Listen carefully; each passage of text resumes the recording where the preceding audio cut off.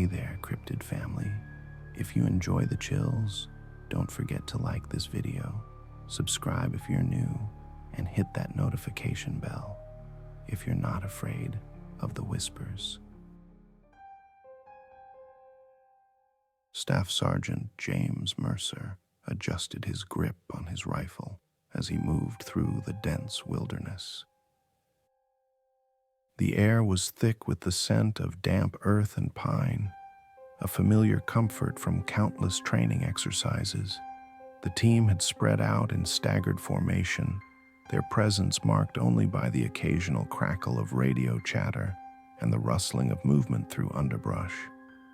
It was supposed to be a routine night drill, silent navigation, tactical evasion. But nature had other plans. The fog arrived without warning. It wasn't the slow creep of mist rolling in from the lowlands. It poured in like a living thing, swallowing the terrain in a dense, suffocating blanket. In less than a minute, visibility dropped to almost nothing. Mercer's radio crackled, the voices of his squad mates cutting in and out with bursts of static. Then, silence. He instinctively reached for his comms. Bravo 1, this is Mercer. Do you copy? Static. Then something else. A faint whine, like a garbled electronic pulse. He switched frequencies, cycling through the secured channels. Nothing but dead air. No voices, no commands, no sound of his team. Mercer exhaled sharply, forcing down the flicker of unease in his gut.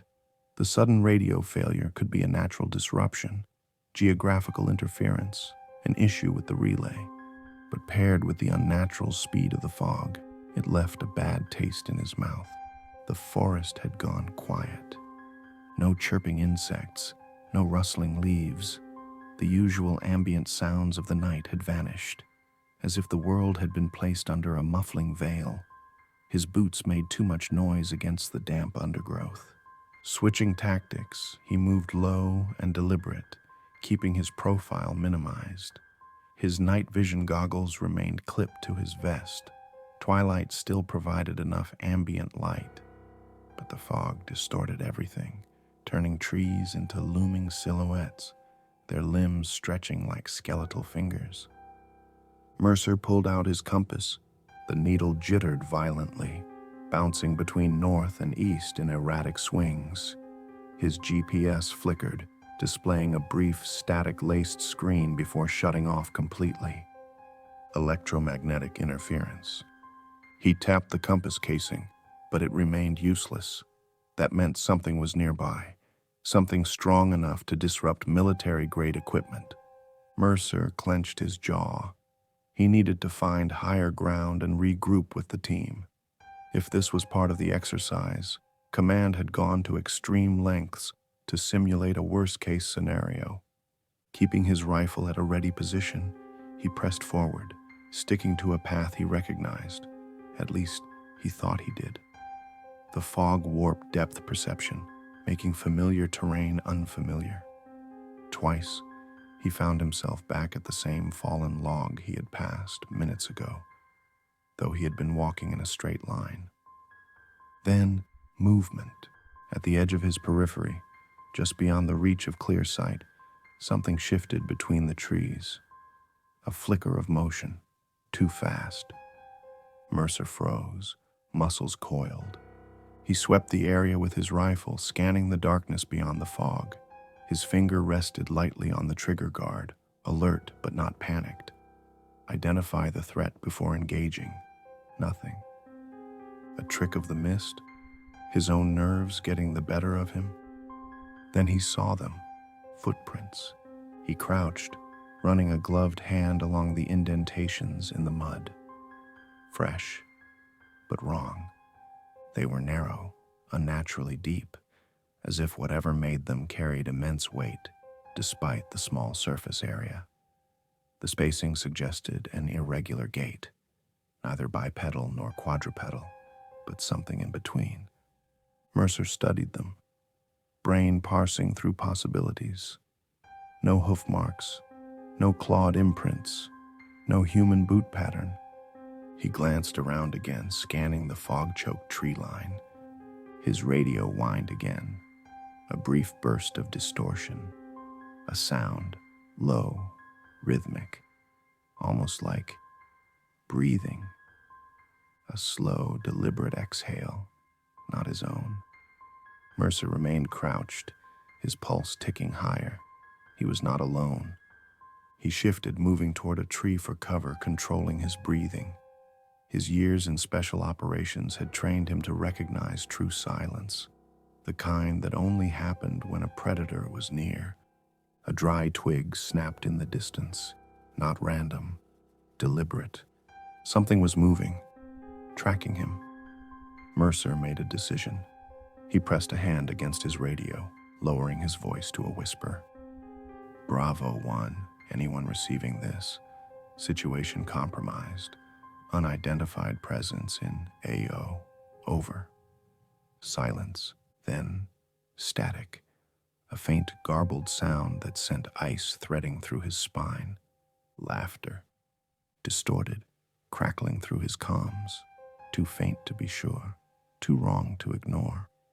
His grip tightened around the rifle. The fog seemed thicker now, the trees more distant, as if space itself were stretching. He wasn't lost. He was being led somewhere. Mercer exhaled slowly and rose to his feet, muscles coiled, mind sharp. He didn't know what was out there, but it sure as hell knew where he was. And it was waiting. The forest was dead. Mercer moved through the mist with practiced silence, his boots pressing into the damp earth. The fog had thickened, curling around the trees like smoke, swallowing the distant shapes of the forest. Every inch of his body burned with the instinctual certainty of being watched. The footprints hadn't vanished. They had multiplied. More tracks, overlapping, erratic. They twisted in impossible directions, like the thing that made them didn't fully understand the concept of movement. Some prints dug deep into the mud, suggesting immense weight. Others barely disturbed the surface. His grip on the rifle tightened. Then, movement. At the very edge of the mist, something shifted. A flash of gray skin, smooth but unnaturally stretched, as if it had been pulled too tight over a skeletal frame. Mercer froze. The shape was wrong. Humanoid, but not human. He slid the night vision goggles over his eyes. The world bled into shades of green and black, distorting the already twisted terrain. He scanned left, right. The forest was still. Then in the distance, he saw it. A face, half obscured by mist. Huge, black, reflective eyes locked onto him, set into a face gaunt and hollow, its mouth slightly parted. The lips were thin, almost non-existent, pulling back to reveal rows of needle-thin serrated teeth, too many teeth, curved inward like those of a deep-sea predator. It was watching. Mercer's breath stilled. It knows I see it. The creature tilted its head, slow, deliberate. The motion was unnatural, like a puppet on invisible strings. Then it smiled. The lips peeled further back, stretching grotesquely, exposing even more of those jagged fangs, a grin that spoke of something older than hunger, older than killing, something that enjoyed the hunt. Mercer's finger twitched over the trigger. The creature blinked, and then it was gone. A blur of movement, too fast for the eye to follow. 1 second it had been there. The next, it had melted into the mist. Where? Mercer whipped around, heart hammering, rifle sweeping the tree line. Silence. Then a wet sound, a gurgle. He turned, the body, one of his teammates, hanging from a low branch, suspended by his own entrails. The torso was flayed open, skin peeled back like wet parchment. exposing gleaming ribs. The head lolled unnaturally, jaw unhinged. The eyes were missing, still fresh, still warm. It's watching me react. Mercer clenched his jaw. No, it wants me to freeze, to hesitate. He reached for a grenade, pressing it deep into the cooling flesh of his fallen teammate's chest cavity, setting the pin just enough so any disturbance would trigger detonation. Then he moved, fast. The fog closed in tighter, the forest narrowing, warping around him. Every direction felt wrong. The air was thick with the stench of iron and decay. His radio crackled. Not words, not static, a breath. Directly behind him, Mercer spun, too slow. Something collided with him, sending him crashing into the dirt. Weight pinned him down. Clawed fingers dug into his chest. And then he saw its face up close, pale, wrinkled like stretched leather. The black orb-like eyes were too large, too reflective, swallowing what little light remained. Its mouth trembled, the fangs clicking together like a predator, anticipating a kill. Then it spoke, not in words, in his head. A pulse of images, skinned bodies impaled on branches, flesh spread out like ritualistic offerings, bones gnawed to splinters. It wanted him to see. Mercer's body locked, his vision blurred, a psychic assault. The thing enjoyed this. Mercer gritted his teeth, wrenching an arm free. His hand closed around his knife. The alien's mouth stretched wider, rows of serrated teeth yawning open, ready to tear. Mercer plunged the blade into its side. The creature shrieked. The sound wasn't human, wasn't animal, something ancient, something wrong. The pressure lifted as the creature recoiled, the knife still lodged in its side. Mercer rolled, grabbing his rifle, firing point blank into its chest. The bullets tore through its flesh, but there was no blood. The thing staggered, limbs jerking in unnatural spasms. Then it was gone, vanished. Mercer scrambled to his feet, chest heaving. The fog swirled where the thing had stood, as if the forest itself had swallowed it whole.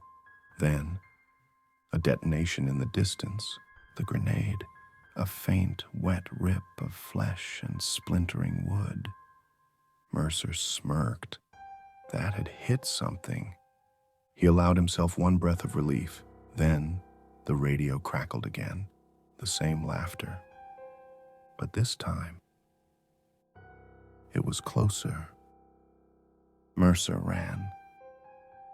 The forest blurred around him, twisted shadows stretching through the fog like skeletal fingers. His boots pounded against the damp earth, each step sending up small splashes of mud and rotting leaves. His breath came in short bursts, controlled but labored. His rifle bounced against his chest, his grip tight around the barrel. He had wounded it. That much he knew. But he also knew that it wasn't dead. The explosion should have torn through flesh and bone, but when the blast rang out, there had been no scream, no death rattle, just the wet, sickening sound of something being shredded. And then, silence. Silence meant one of two things. Either it had fled, or it was playing with him. Mercer didn't believe in mercy, not from something like that. He forced his legs to move faster, weaving between the trees, the unnatural mist shifting as if something unseen slithered just beneath its surface. The paths looped, bringing him back to places he was certain he had already passed. The forest wasn't right. Either his mind was slipping, or the creature was manipulating the space around him. Then his foot hit nothing. Mercer dropped. The fall lasted less than a second, but his body twisted midair, instinct kicking in. He landed hard, rolling through wet leaves and exposed roots, his shoulders slamming into the dirt. A pit, No, a trench. His body screamed in protest as he scrambled upright. The walls of the depression were uneven, gnarled roots jutting out like fingers. Had this been here before? He turned, rifle raised.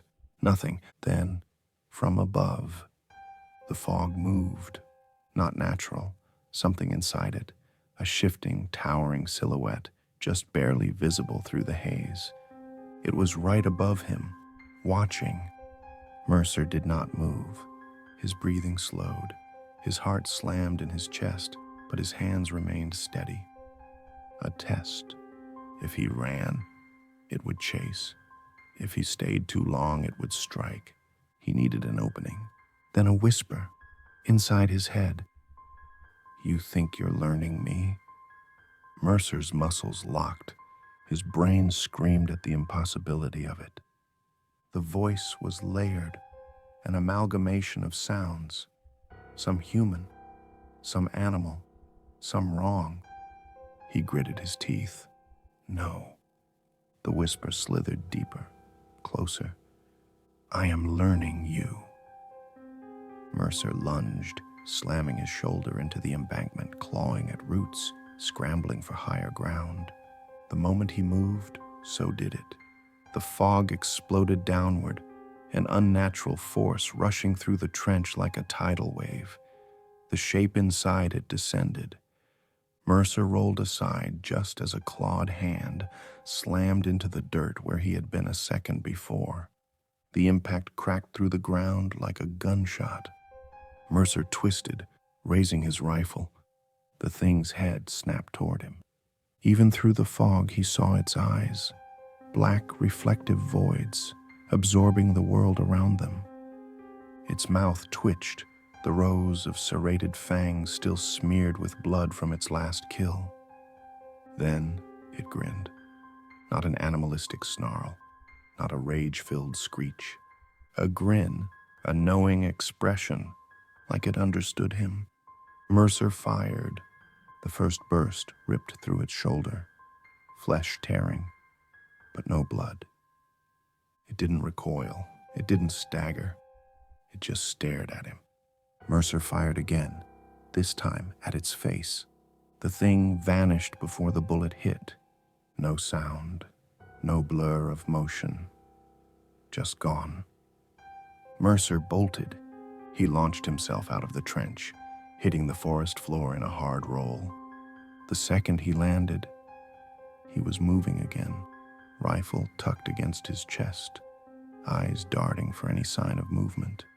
The trees shifted. The ground warped beneath his feet. Then his vision flickered, not his eyes, but in his mind. For a fraction of a second, he wasn't in the forest anymore. He was somewhere else. His feet crunched over something brittle, bone, shattered and scattered like fallen leaves. The air reeked of burning flesh. Shapes loomed in the distance, hanging bodies, skinned and stretched, limbs bound in intricate patterns. The thing had done this before, to others. How long do you last? Mercer shoved the voice out. The vision snapped away, and the forest returned. But now, he wasn't sure if he was where he had been before. A game. It was breaking him down. Mercer slowed his pace. If he kept running blindly, he was going to fall into another trap. He needed control. Use the environment. He dropped low, steadying his breath, letting the forest settle around him. The fog had patterns, certain spots where it swirled more than others, places where it moved unnaturally. It was hiding something. Mercer studied it, tracing the shifts in density, noting where the air thinned just slightly. Then he saw it, a break in the mist, a path, not a trail, not a marked road, but a gap, like something had moved through it recently. Mercer adjusted his grip on his rifle. The thing thought it had the advantage. It wasn't the only hunter here. Keeping his steps light, he followed the unnatural path. Every movement measured, every breath controlled. The trees stretched taller, the ground hardened beneath his boots. Then he saw it, a clearing, a break in the endless forest. And in the center, a structure, not a building, not a cave, something alien, dark metallic shapes, equipment. Mercer stopped. This wasn't its first hunt here. This was a research site. It had been doing this for a long time. He took one step closer. His radio crackled. Then, a whisper. "Come and see." And the fog collapsed inward. Mercer crouched at the edge of the clearing, his breath slow and measured.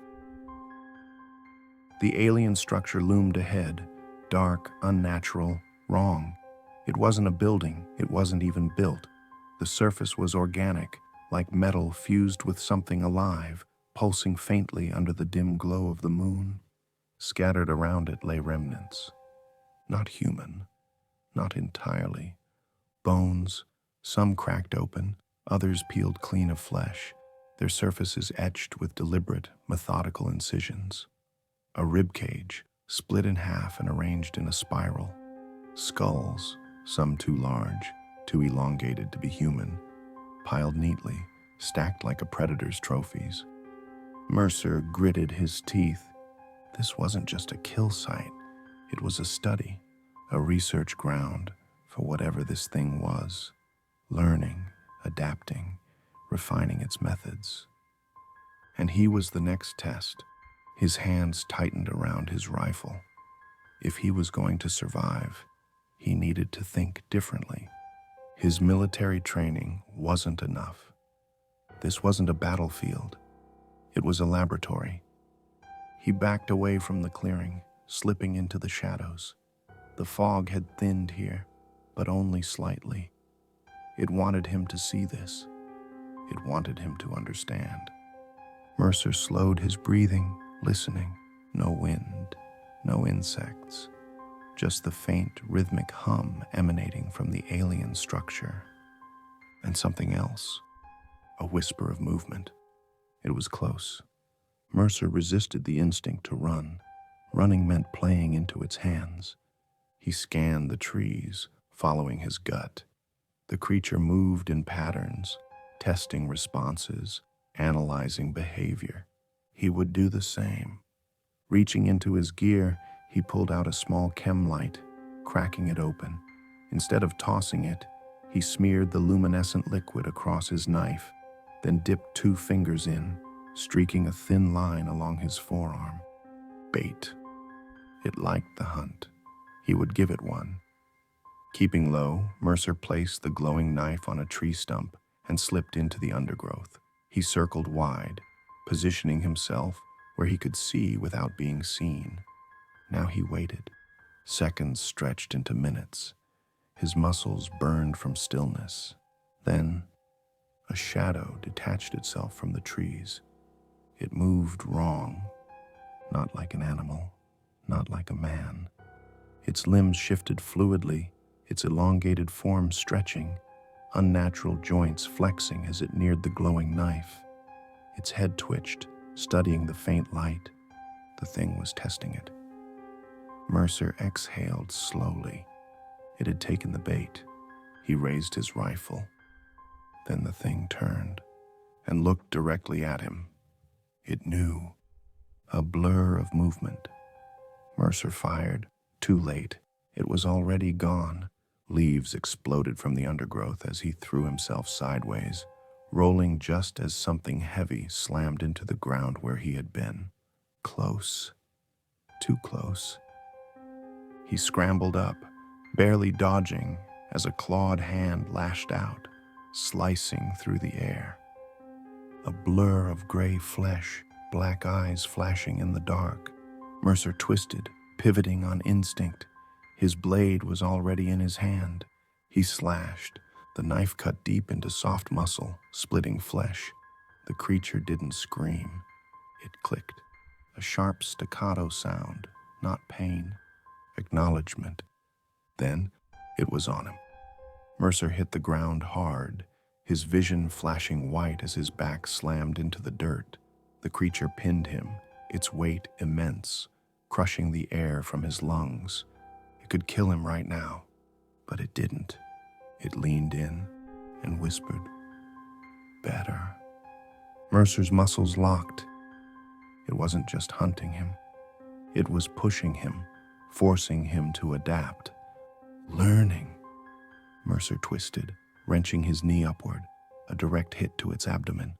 The creature jerked back, a half-second opening. That was all he needed. Mercer jammed the knife upward, aiming for the neck. The blade slammed home. For the first time, the thing reacted.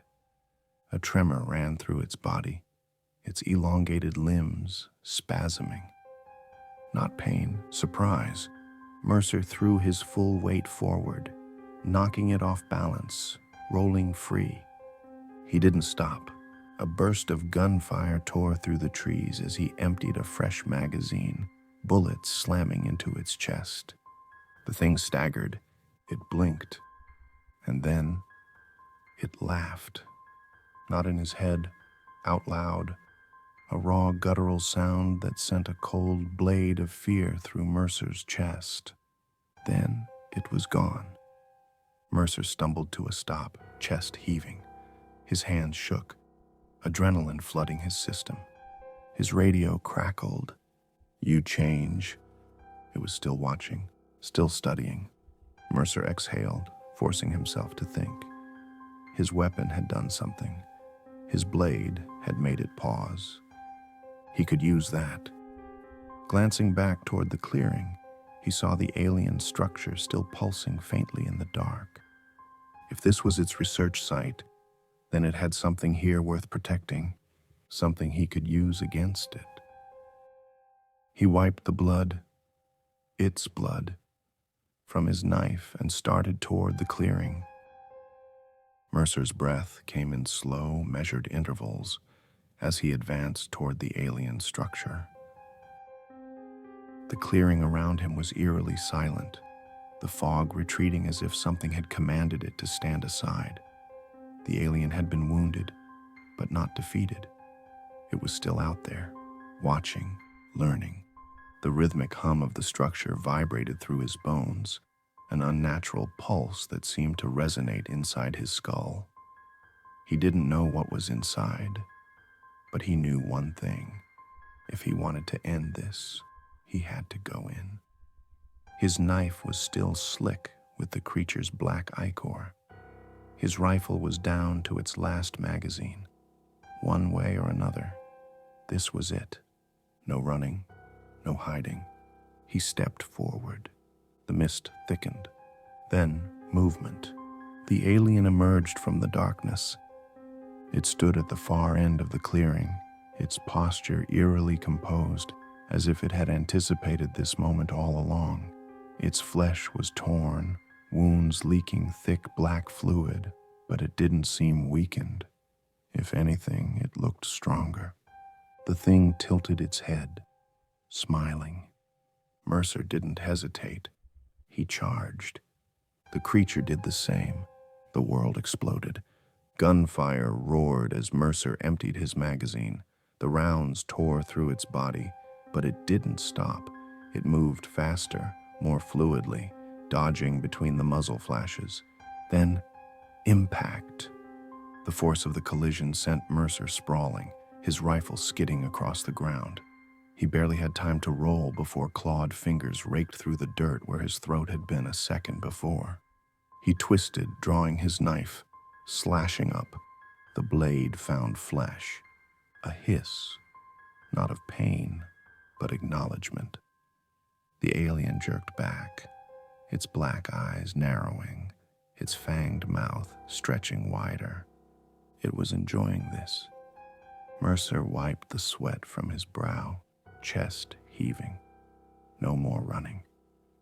If this was a game to it, then it was time to play. Mercer pushed forward, using its own tactics against it. He feinted left, then struck low, forcing the creature to overextend. He rolled, came up behind it, and drove his knife into the back of its knee. It staggered.